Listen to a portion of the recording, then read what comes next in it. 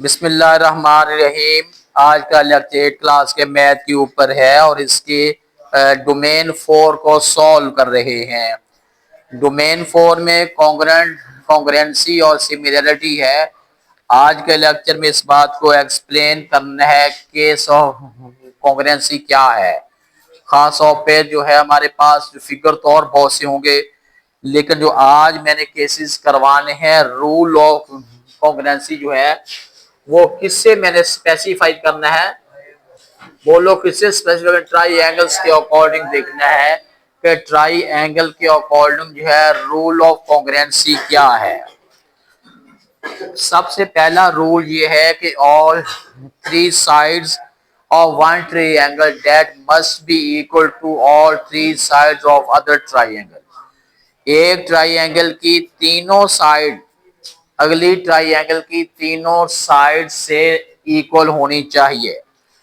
अब मैं एग्जांपल लेता हूं कि सिंपल एग्जांपल लेता हूं। ट्रायंगल हमारे पास एक है एल एम एन ए, एक ट्रायंगल है और इसकी मैं रिलेशन ले रहा हूं, कॉरस्पॉन्डेंस ले रहा हूं ट्रायंगल एक्स वाई जी के साथ। जी बेटा आपने ट्रायंगल बनानी है।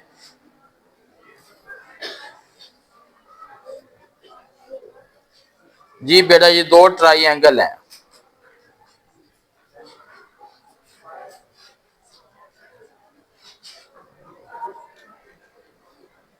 एल एम एन है, उसके बाद ये एक्स है, वाई है और जी है। जी बेटा अब आपने अच्छी तरह चीज को फोकस करना है कि कॉन्ग्रुएंसी का रूल क्या है, एग्जैक्टली रूल क्या है कॉन्ग्रुएंसी का। ज़बानी कलाम में तो हम ये बात कर रहे हैं ना कि एक चीज को उठा के दूसरी चीज के अगर ऊपर रख दें ऐसे तो बिल्कुल एग्जैक्टली तौर पे वो पूरी आए, तो हम ये कह देते हैं कि ये दोनों फिगर जो है एक दूसरे के कॉन्ग्रुएंट हैं। ये बात कर लेते हैं ना। लेकिन मैथ के अंदर जब हमारे पास मुख्तलिफ फिगर बने होते हैं, ट्रायंगल बनी होती है, जब ट्रायंगल बनी होती है तो हम उसको असेस कैसे करते हैं। पहली उसकी कंडीशन ये केस है कि एक ट्रायंगल की तीनों साइड दूसरी ट्रायंगल की तीनों साइड्स के इक्वल हो लेंथ में। फिर ऐसा होगा जब इक्वल है फिर हम इसको उठा के इसके ऊपर रखेंगे ना तो हमें एक चीज दिखाई देगी। फिर हमने कहना है कि ट्रायंगल एल एम एन जो है एक्स वाई जी के कॉन्ग्रुएंट है। ये तो मैंने फिगर बनाया, सिंपल सिंपल सीधा सीधा फिगर बनाया। सम टाइम मैथ में ट्रायंगल ऐसे घुमा के उल्टी बना देते हैं, बंदे को ये समझ नहीं आ रही होती मैं किस साइड को किसके इक्वल करूं, मुझे कौन सी साइड किसके इक्वल फील हो रही है, फिर उसको नेम देते हैं कॉन्ग्रुएंट का। अब देखें अगर ये फिगर आपके पास ना बने हुए हों, ये तो फिगर बने आपने हिसाब लगा लेना है। अच्छा ये देखें, यहां से आप देखें एल एम, इधर से देखें पहले एल एम है, इसका पहले एक्स वाई है। इसका मतलब ये हुआ कि एल एम जो है वो कॉन्ग्रुएंट है किसके, एम एक्स वाई के। अब आप एम का मतलब समझ आ रहा है, मैयर लेंथ उसकी, बात समझ नहीं आ रही। एम का मतलब स्मॉल एम लिखते हैं, मैयर उसकी पैमाइश, उसकी लेंथ। एल एम की लेंथ जो है ये किस एक्स वाई के इक्वल है। सिंगल लाइन, सिंगल लाइन का मतलब है ये इसके बराबर है। समझ बात की आ गई है। इधर से दूसरा देखें, दूसरा हमारे पास है एम एन, दूसरा हमारे पास है वाई जी। हम लिखेंगे एम छोटा एम मैयर M N, M N congruent to कितना है एम किसके, वाई जी के। ठीक है, ऊपर आपने जो लाइन, इसका मतलब है ये जो ऊपर लाइन लगाते हैं इसका मतलब होता है लाइन सेगमेंट। अच्छा अब बेटा देखेंगे इधर एम एन, ये एम एन ये वाई जी, टू लाइन का मतलब है ये इसके बराबर है। ये समझ आ गई है। अब तीसरी हमारे पास है पहला, ये पहला और आखिरी, पहला और आखिरी। आपने इसको लिखना है, ये लिखना है और कॉन्ग्रुएंट डाल के आपने एक्स जी लिखना है, यानी ये और ये इक्वल है, बराबर है। ये ऊपर लाइन है, इसका मतलब ये हुआ अब एक की तीनों साइड दूसरी की तीनों साइड से रिलेट कर रही हैं, सेम है।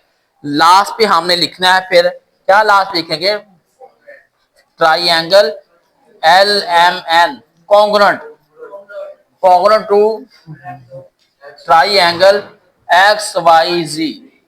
अच्छा, ये जो मैं साइन ऑफ एरो लगाया दोनों के दरमियान, इसका मतलब क्या होता है?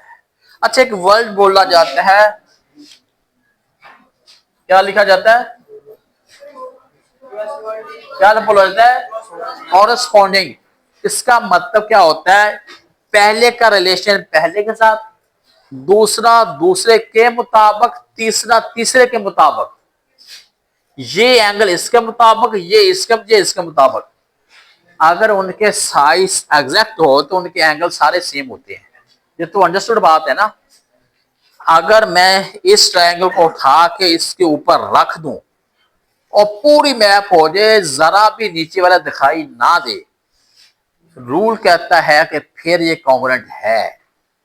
और अगर ये ट्रायंगल उठा के इसके अंदर रख दूं, बच्चा इसके अंदर आ जाए, बाहर आ जाए, फिर सिमिलर तो हो सकता है, कॉन्ग्रुएंट नहीं हो सकता। ये पहला केस है रूल ऑफ कॉन्ग्रुएंसी का। आपको ये समझ आ गया, सबको समझ आ गया। ये एक केस किया है अभी, हमें पता चले कि दो ट्राइएंगल जो है किस सूरत में कॉन्ग्रुएंट है। अब दूसरा इसका रूल क्या है, दूसरा केस क्या है इसका?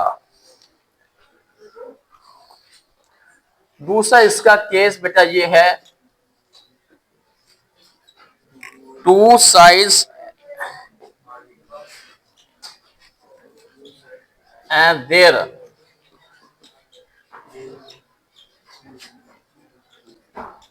ये मैंने क्या लिखा है, two side and their in included angle.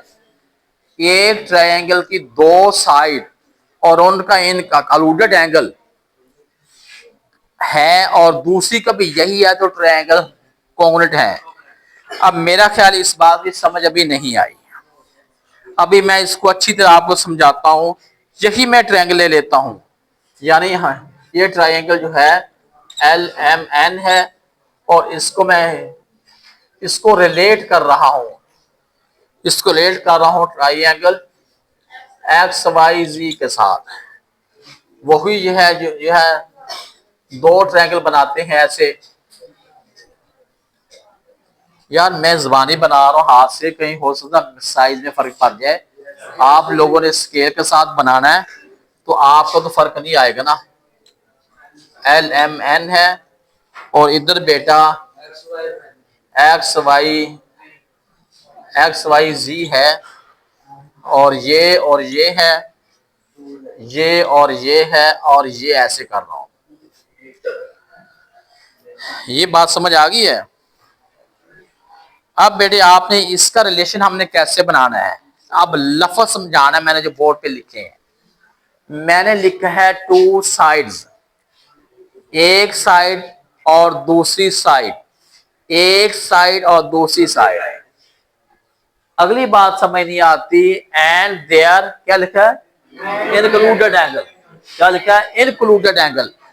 ये एंगल कौन सा होता है, जो दो साइडों के दरमियान में है, या यूं समझ जिनसे दो साइडें निकल रही हैं, या यूं समझ लें दो जो दिन का दो साइडों का कोना कार्नर है। ये एंगल नहीं, ये एंगल इन दोनों का इनक्लूडेड एंगल नहीं है। जो दो साइडों को ज्वाइन कर रहा है उस वाले एंगल को क्या कहते हैं, इनक्लूडेड एंगल। आपको ये समझ आ रही है?